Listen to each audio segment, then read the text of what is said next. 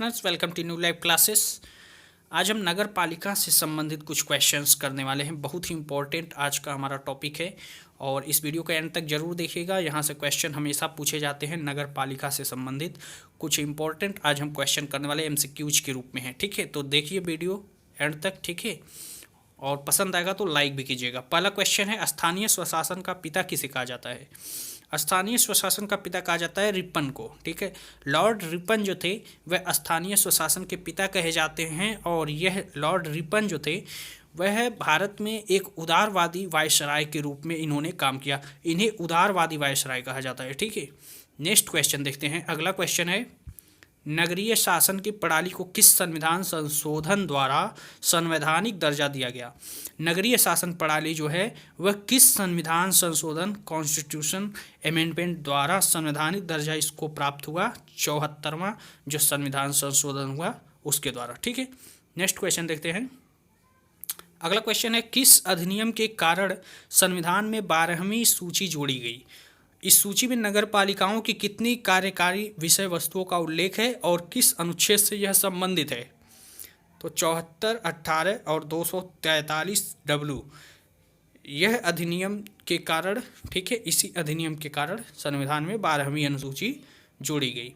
आपको पता होगा सबसे पहले हमारा जब संविधान निर्मित हुआ था तो सिर्फ 8 अनुसूचियाँ थी। ठीक है, 8 अनुसूची थी हमारे संविधान में, मूल संविधान में। इस समय हमारे संविधान में 12 अनुसूचियां हैं। ठीक है, नेक्स्ट क्वेश्चन देखते हैं। अगला क्वेश्चन है, नगर पालिका विधेयक म्युनिसिपल बिल पारित होकर कब प्रभाव में आया था? यह आया था 1 जून 1993 को। ठीक है, अगला क्वेश्चन है, भारत में कितने प्रकार के स्थानीय शासन लोकल गवर्नमेंट है? 8 प्रकार के। ठीक है, 8 प्रकार के लोकल गवर्नमेंट हैं भारत में इस समय कार्य कर रहे। ठीक है, कौन कौन से?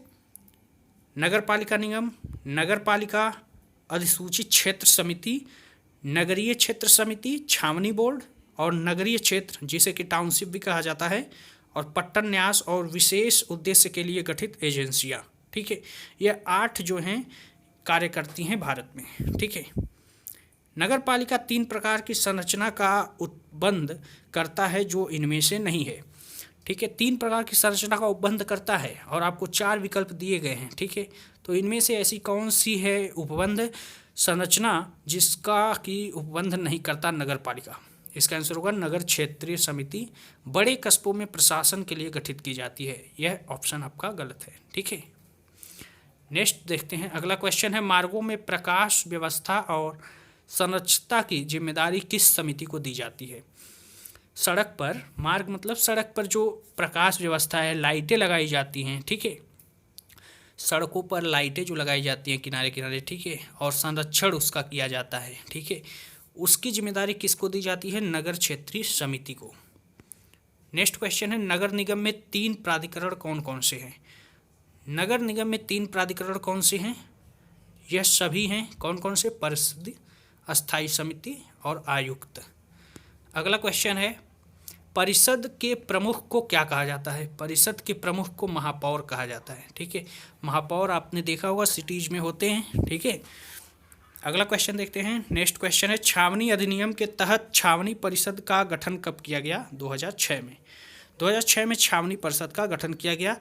छावनी अधिनियम के अंतर्गत ही इसका गठन किया गया था। ठीक है, नेक्स्ट क्वेश्चन बहुत ही इंपॉर्टेंट है, छावनी परिषद के कार्यकारी अधिकारी की नियुक्ति कौन करता है? इसकी नियुक्ति राष्ट्रपति करते हैं। ठीक है, यह आपको ध्यान देना है, बहुत ही इंपॉर्टेंट यह क्वेश्चन है। कार्यकारी अधिकारी की नियुक्ति कौन करते हैं? राष्ट्रपति। राष्ट्रपति ही शपथ दिलाते हैं प्रधानमंत्री को भी। ठीक है, इतने बड़े देश के प्रधानमंत्री को भी शपथ दिलाते हैं राष्ट्रपति।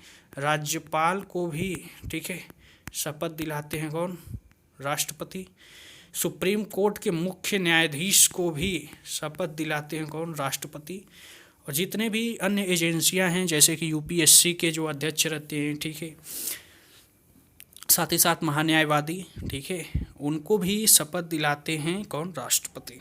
ठीक है, तो ये सारी बातें आपको देखने को मिलेंगी। पॉलिटी का लेक्चर आप अटेंड कीजिए। ठीक है, प्लेलिस्ट में जाकर आप वीडियो देख सकते हैं पॉलिटी का। भारत का पहला नगर निगम म्युनिसिपल कॉरपोरेशन कहाँ स्थापित किया गया था? मद्रास में। ठीक है, मद्रास यह पुराना नाम है, इस समय इसका नाम क्या है? चेन्नई। ठीक है, नया नाम क्या है? चेन्नई। अगला हमारा क्वेश्चन है 74वें संविधान संशोधन अधिनियम के अनुसार प्रत्येक राज्य में निम्न में से कितनी तरह की नगर पालिका की संरचना का उपबंध है?